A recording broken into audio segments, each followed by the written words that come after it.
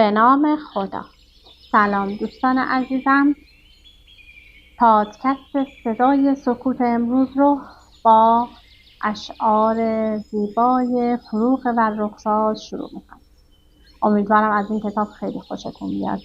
اشعاری زیبا از قلب زنی که ناجوان مردانه در اوج جوانی از بین ما رفت. هدیه. من از نهایت شب حرف میزنم. من از نهایت تاریکی و از نهایت شب حرف میزنم. اگر به خانه من آمدی، برای من ای مهربان چراغ بیار و یک دریچه که از آن به ازدحام کوچه خوشبخت بنگرم. شعر دیگر است. تولدی دیگر.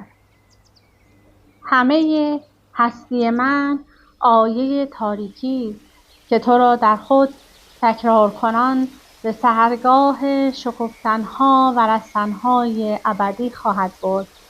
من در این آیه تو را آه کشیدم.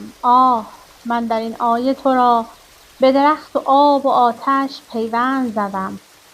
زندگی شاید یک خیابان دراز است که هر روز زنی با زنبیلی از آن می‌گذرد. زندگی شاید ریسمانی است که مردی با آن خود را از شاخه می‌آویزد. زندگی شاید طفلی است که از مدرسه برمیگردد. زندگی شاید افروختن سیگاری باشد در فاصله رخوتناک دو هماغوشی، یا عبور گیج رهگذری باشد که کلاه از سر برمی‌دارد و به یک رهگذر دیگر با لبخندی بی‌معنی می‌گوید صبح بخیر. زندگی شاید آن لحظه مسدودی است که نگاه من در نینه چشمان تو خود را ویران می‌سازد و در این حسی است که من آن را با ادراک ماه و با دریافت ظلمت خواهم آمیخت. در اتاقی که به اندازه یک تنهایی، دل من که به اندازه یک عشق است به بهانه‌های ساده خوشبختی خود می‌نگرد. به زوال زیبای گلها در گلدان، به نهالی که تو در باغچه خانه‌مان کاشته‌ای و به آواز قناری‌ها که به اندازه یک پنجره می‌خوانند: سهم من این است، سهم من این است. سهم من آسمانی است که آویختن پرده آن را از من می‌گیرد.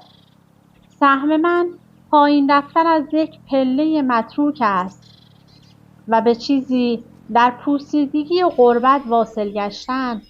سهم من گردش حزن‌آلودی در باغ خاطره هاست و در اندوه صدایی جان دادن که به من میگوید دستهایت را دوست می‌دارم. دستهایم را در باغچه می‌کارم. سبز خواهد شد. میدانم و پرستوها در گودی انگشتان جوهریم تخم خواهند گذاشت. گوشواری به دو گوشم می‌آویزم از دو گیلاس سرخ همزاد و به ناخن‌هایم برگ گل کوکب می‌چسبانم. کوچه‌ای هست که در آنجا پسرانی که به من عاشق بودند هنوز با همان موهای درهم و گردن‌های باریک و پاهای لاغر به تبسم معصوم دخترکی می‌اندیشند که یک شب او را باد با خود برد. کوچه‌ای هست که قلب من آن را از محله‌های کودکیم دزدیده است. سفر حجمی در خط زمان و به حجمی خط خشک زمان را آبستن کردن. حجمی از تصویری آگاه که ز مهمانی یک آینه برمیگردد و بدین سان است که کسی میمیرد و کسی میماند. هیچ صیادی در جوی حقیری که به گودالی میریزد مرواریدی صید نخواهد کرد. من پری کوچک غمگینی را میشناسم که در اقیانوسی مسکن دارد و دلش را در یک نیلبک چوبی مینوازد آرام آرام. پری کوچک غمگینی که شب از یک بوسه میمیرد و سحرگاه از یک بوسه به دنیا خواهد آمد.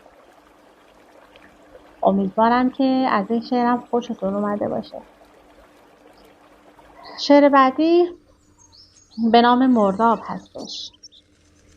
شب سیاهی کرد و بیماری گرفت، دیده را طغیان بیداری گرفت. دیده از دیدن نمیماند دریغ، دیده پوشیدن نمیداند دریغ. رفت و در من مرگزاری کهنه یافت، هستیم را انتظاری کهنه یافت. آن بیابان دید و تنهاییم را، ماه و خورشید مقواییم را. چون جنینی پیر با زهدان به جنگ، می‌درد دیوار زهدان را به چنگ. زنده اما حسرت زادن در او، مرده اما میل جان دادن در او. خودپسند از درد خود ناخاستن، خفته از سودای برپا خاستن. خنده‌ام غمناکی بیهوده‌ای، ننگم از دلپاکی بیهوده‌ای. غربت سنگینم از دلدادگیم، شور تند مرگ در همخوابگیم. نامده هرگز فرود از بام خویش، در فرازی شاهد اعدام خویش. کرم خاک و خاکش اما بویناک، باد بادک‌هایش در افلاک پاک. ناشناس نیمه پنهانیش، شرمگین چهره انسانیش. کو به کو در جستجوی جفت خویش، می‌دود معتاد بوی جفت خویش. جویدش گهگاه و ناباور از او، جفتش اما سخت تنهاتر از او. هر دو در بیم و هراس از یکدیگر، تلخکام و ناشناس از یکدیگر. عشقشان سودای محکومانه‌ای، وصلشان رویای مشکوکانه‌ای. آه اگر راهی به دریاییم بود، از فرو رفتن چه پرواییم بود. گر به مردابی ز جریان ماند آب، از سکون خویش نقصان یابد آب. جانش اقلیم تباهی‌ها شود، ژرفنایش گور ماهی‌ها شود. آهوان ای آهوان دشت‌ها، گاه اگر معبر گلگشت‌ها. جویباری یافتید آوازخوان، رو به استغنای دریاها روان. جاری از ابریشم جریان خویش، خفته بر گردونه طغیان خویش. یال اسب باد در چنگال او، روح سرخ ماه در دنبال او. ران سبز ساقه‌ها را می‌گشود، عطر بکر بوته‌ها را می‌ربود. بر فرازش در نگاه هر حباب، انعکاس بیدریغ آفتاب. خواب آن بیخواب را یاد آورید، مرگ در مرداب را یاد آورید. شعر بعدی اسمش هست در غروبی ابدی. روز یا شب؟ نه ای دوست، غروبی ابدی. با عبور دو کبوتر در باد، چون دو تابوت سپید و صدایی از دور، از آن دشت غریب، بی ثبات و سرگردان همچو حرکت باد. سخنی باید گفت، سخنی باید گفت. دل من می‌خواهد با ظلمت جفت شود، سخنی باید گفت. چه فراموشی سنگینی، سیبی از شاخه فرو می‌افتد، دانه‌های زرد تخم کتان زیر منقارهای عاشق من می‌شکنند. گل باقالا اعصاب کبودش را در سکر نسیم می‌سپارد به رها گشتن از دلهره گنگ دگرگونی. و در اینجا در من، در سر من، آه در سر من چیزی نیست به جز چرخش ذرات غلیظ سرخ. و نگاهم مثل یک حرف دروغ شرمگین است و فرو افتاده. من به یک ماه می‌اندیشم، من به حرفی در شعر، من به یک چشمه می‌اندیشم. من به وهمی در خاک، من به بوی غنی گندمزار، من به افسانه نان، من به معصومیت بازی‌ها و به آن کوچه باریک دراز که پر از عطر درختان عقاقی بود. من به بیداری تلخی که پس از بازی و به بخلی که پس از کوچه و به خالی طویلی که پس از عطر عقاقی ها، قهرمانی ها، اسب ها پیر است. عشق تنهاست و از پنجره کوتاه به بیابان‌های بی‌مجنون می‌نگرد، به گذرگاهی با خاطره‌ای مغشوش. از خرامیدن ساقی نازک در خلخال، آرزوها خود را می‌بازند. در هماهنگی بیرحم هزاران در بسته، آری پیوسته بسته. خسته خواهی شد. من به یک خانه می‌اندیشم، با نفس‌های پیچک‌هایش رخوتناک، با چراغانش روشن همچون نینه چشم، با شبانش متفکر، تنبل بی تشویش، و به نوزادی با لبخندی نامحدود، مثل یک دایره پی در پی بر آب و تنی پرخون چون خوشه‌ای از انگور. من به آوار می اندیشم و به تاراج وزش‌های سیاه و به نوری مشکوک که شبانگاهان در پنجره می کابد و به گوری کوچک چون پیکر یک نوزاد. کار آری، اما در آن میز بزرگ دشمنی مخفی مسکن دارد که تو را می جود آرام آرام، همچنان که چوب و دفتر را و هزاران چیز بیهوده دیگر را، و سرانجام تو در فنجانی چای فرو خواهی رفت مثل قایق در گرداب و در اعماق افق چیزی جز دود غلیظ سیگار و خطوط نامفهوم نخواهی دید. یک ستاره، آری صدها، اما همه در آن سوی شبها محصور. یک پرنده، آری صدها، اما همه در خاطره‌های دور. با غرور عبث بال زدنهاشان من به فریادی در کوچه می‌اندیشم. من به موشی بی آزار که در دیوار گاهی گذری دارد. سخنی باید گفت در سحرگاهان، در لحظه لرزانی که فضا همچون احساس بلوغ ناگهان با چیزی مبهم می‌آمیزد. من دلم می‌خواهد که به طغیانی تسلیم شوم. من دلم می‌خواهد که ببارم از آن ابر بزرگ. من دلم می‌خواهد که بگویم نه، برویم. سخنی باید گفت. جام یا بستر یا تنهایی یا خواب، برویم. که از اشعار زیبای فروغ بود. بریم برای شعر بعدی، عاشقانه. ای شب از رویای تو رنگین شده، سینه از عطر تو هم سنگین شده. ای به روی چشم من گسترده خویش، شادیم بخشیده از اندوه بیش. همچو بارانی که شوید جسم خاک، هستیم ز آلودگی‌ها کرده پاک. ای تپش‌های تن سوزان من، آتشی در سایه مژگان من. ای ز گندمزارها سرشارتر، ای ز زرین شاخه‌ها پربارتر. ای درب گشوده بر خورشیدها، در هجوم ظلمت تردیدها.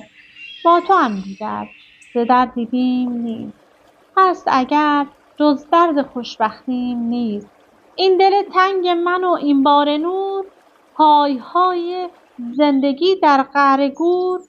ای دو چشمانت چمنزاران من، داغ چشمت خورده بر چشمان من. بیش از اینت گر که در خود داشتم، هر کسی را تو نمی انگاشتم. درد تاریکیست درد خواستن، رفتن و بیهوده خود را کاستن. سر نهادن بر سیه دل سینه ها، سینه آلودن به چرک کینه ها. در نوازش نیش ماران یافتن، زهر در لبخند یاران یافتن. زر نهادن در کف طرارها، گم شدن در پهنه بازارها. ای آه ای با جان من آمیخته، ای مرا از گور من انگیخته. چون ستاره با دو بال زرنشان، آمده از دوردست آسمان. از تو تنهاییم خاموشی گرفت، پیکرم بوی هماغوشی گرفت. جوی خشک سینه‌ام را آب تو، بستر رگ‌هام را سیلاب تو. در جهانی اینچنین سرد و سیاه، با قدم‌هایت قدم‌هایم به راه. ای به زیر پوستم پنهان شده، همچو خون در پوستم جوشان شده. گیسویم را از نوازش سوخته، گونه‌هام از خرم خواهش سوخته. آه ای بیگانه با پیراهنم، آشنای سبزه زاران تنم. آه ای روشن طلوع بی غروب، آفتاب سرزمین‌های جنوب. آه آه ای از سحر شاداب‌تر، از بهاران تازه‌تر سیراب‌تر. عشق دیگر نیست این خیرگیست، چلچراغی در سکوت و تیرگیست. عشق چون در سینه‌ام بیدار شد، از طلب پا تا سرم ایثار شد. این دگر من نیستم، حیف از آن عمری که با من زیستم. ای تشنج‌های لذت در تنم، ای خطوط پیکرت پیراهنم. آه می‌خواهم که بشکافم ز هم، شادیم یک دم بیالاید به غم. آه می‌خواهم که برخیزم ز جای، همچو ابری اشک ریزم های های. این دل تنگ من و این دود عود، در شبستان زخمه‌های چنگ و رود. این فضای خالی و پروازها، این شب خاموش و این آوازها. ای نگاهت لای لایی سحربار، گاهوار کودکان بیقرار. ای نفس‌هایت نسیم نیم خواب، شسته از من لرزه‌های اضطراب. خفته در لبخند فرداهای من، رفته تا اعماق دنیاهای من. ای مرا با شور شعر آمیخته، این همه آتش به شعرم ریخته. چون تب عشقم چنین افروختی، لاجرم شعرم به آتش سوختی. امیدوارم که از این شعر زیبا هم خوشتون اومده باشه.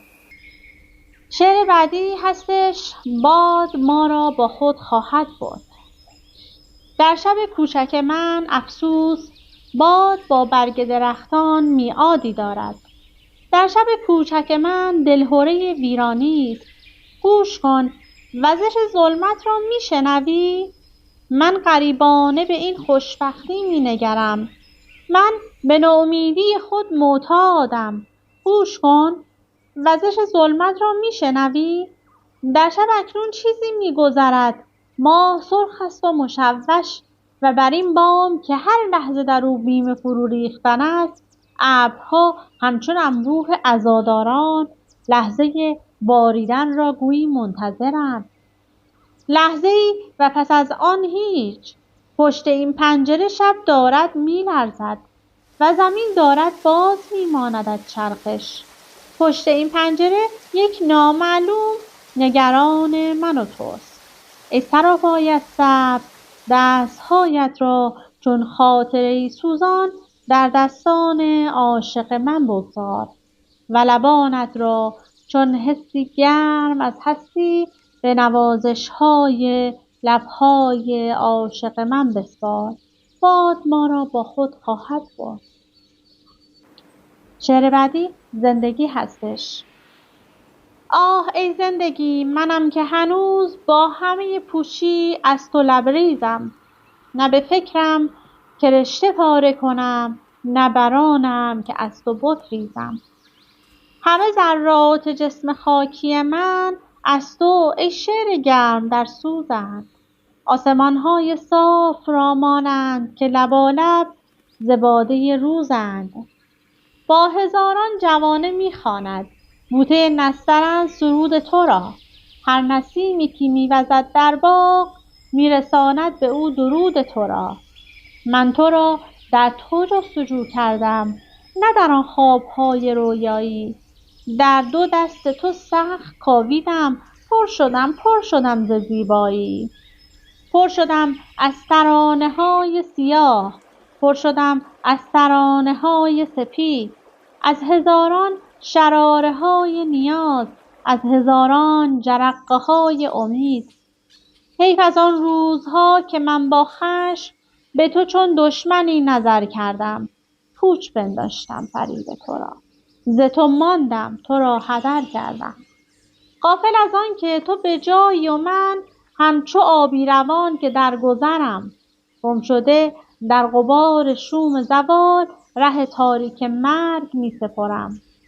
آه ای زندگی من آینه‌ام، از تو چشمم پر از نگاه شود، ورنه گر مرگ بنگرد در من روی آینه‌ام سیاه شود. عاشقم، عاشق ستاره صبح، عاشق ابرهای سرگردان، عاشق روزهای بارانی، عاشق هر چه نام توست بر آن. بهار 1337 تهران. شعر بعدی بعدها هستش. مرگ من روزی فرا خواهد رسید، در بهاری روشن از امواج نور، در زمستانی غبارآلود و دور، با خزانی خالی از فریاد و شور.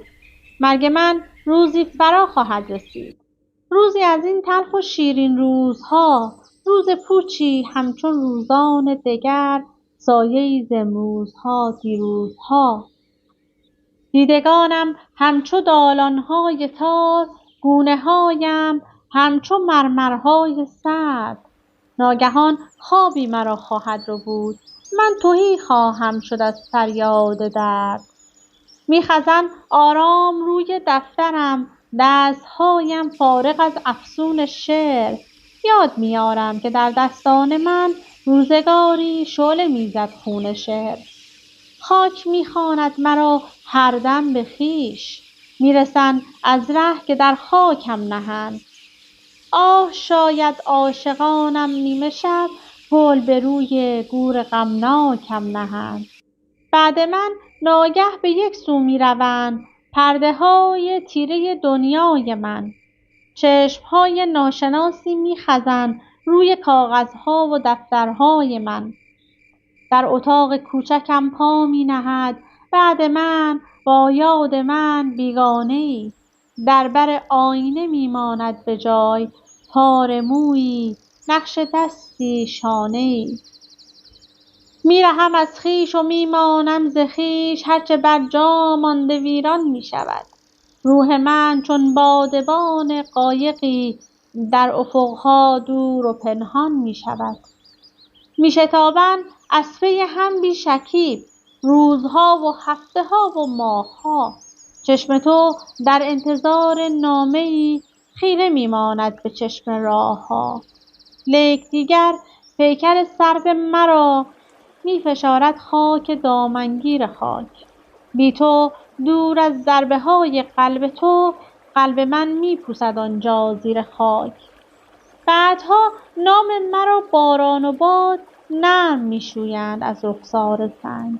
گور من گمنام می‌ماند به راه، فارغ از افسانه‌های نام و ننگ. زمستان 1958 مونیخ. شعر بعدی دنیای سایه‌ها هستش. شب به روی جاده نمناک، سایه‌های ما ز ما گویی گریزانند. دور از ما در نشیب راه، در غبار شوب مهتابی که می‌نبضد، سرد و سنگین بر فراز شاخه‌های تاک، سوی یکدیگر به نرمی پیش می‌رانند. شب به روی جاده نمناک، در سکوت خاک استادیم. ناشکیبا گه به یکدیگر می‌آویزند سایه‌های ما، همچو گل‌هایی که مستند از شراب شبنم جوشین. گویی آنها در گریز تلخشان از ما نغمه‌هایی را که ما هرگز نمی‌خوانیم، نغمه‌هایی را که ما با خشم در سکوت سینه می‌رانیم، زیر لب با شوق می‌خوانند. لیک دور از سایه‌ها، بی‌خبر از قصه دلبستگی‌هاشان، از جدایی‌ها و از پیوستگی‌هاشان، جسم‌های خسته ما در رکود خویش زندگی را شکل می‌بخشند. شب به روی جاده نمناک، ای بسا من گفتم با خود زندگی آیا درون سایه‌هامان رنگ می‌گیرد یا که ما خود سایه های خویشتن هستیم؟ ای هزاران روح سرگردان گرد من لغزیده در امواج تاریکی، سایه من کو؟ نور وحشت می درخشد در برور بانگ خاموشم. سایه من کو؟ سایه من کو؟ من نمیخواهم سایه ام را لحظه ای از خود جدا سازم. من نمیخواهم او بلغزد دور از من روی معبرها یا بیفتد خسته و سنگین زیر پای رهگذرها. او چرا باید به راه جستجوی خویش روبرو گردد با لبان بسته درها؟ او چرا باید بساید تن بر در و دیوار هر خانه؟ او چرا باید ز نومیدی پا نهد در سرزمینی سرد و بیگانه؟ آه ای خوش سایه‌ام را از چه از من دور می‌سازی؟ از تو می‌پرسم تیرگی درد است یا شادی؟ جسم زندان است یا صحرای آزادی؟ ظلمت شب چیست؟ شب سایه روح سیاه کیست؟ او چه میگوید؟ او چه میگوید؟ خسته و سرگشته و حیران میدوم در راه پرسش‌های بی‌پایان. امیدوارم که از این اشعار زیبای فروغ خوشتون اومده باشه و فکر میکنم این آخرین شعری هستش که میخونم چون که دیگه داره وقتمون تموم میشه. پاسخ: بر روی ما نگاه خدا خنده میزند، هرچند ره به ساحل لطفش نبرده ایم، زیرا چو زاهدان سیهکار خرقه پوش پنهان ز دیدگان خدا می نخورده ایم. پیشانی ار ز داغ گناهی سیه شود، بهتر ز داغ مهر نماز از سر ریا. نام خدا نبردن از آن به که زیر لب بهر فریب خلق بگویی خدا خدا. ما را چه غم که شیخ شبی در میان جمع بر رویمان ببست به شادی در بهشت. او میگشاید، او که به لطف و صفای خویش گویی که خاک طینت ما را ز غم سرشت. طوفان طعنه خنده ما را ز لب نشست، کوهیم و در میان دریا نشسته ایم. چون سینه جای گوهر یکتای راستی است، زین رو به موج حادثه تنها نشسته ایم. آن آتشی که در دل ما شعله میکشید، گر در میان دامن شیخ اوفتاده بود، دیگر به ما که سوخته ایم از شرار عشق نام گناهکاری رسوا نداده بود. بگذار تا به طعنه بگویند مردمان در گوش هم حکایت عشق مدام ما. هرگز نمیرد آن که دلش زنده شد به عشق، ثبت است در جریده عالم دوام ما. امیدوارم از این اشعار زیبا لذت برده باشید و یادی هم کنیم از فروغ عزیز.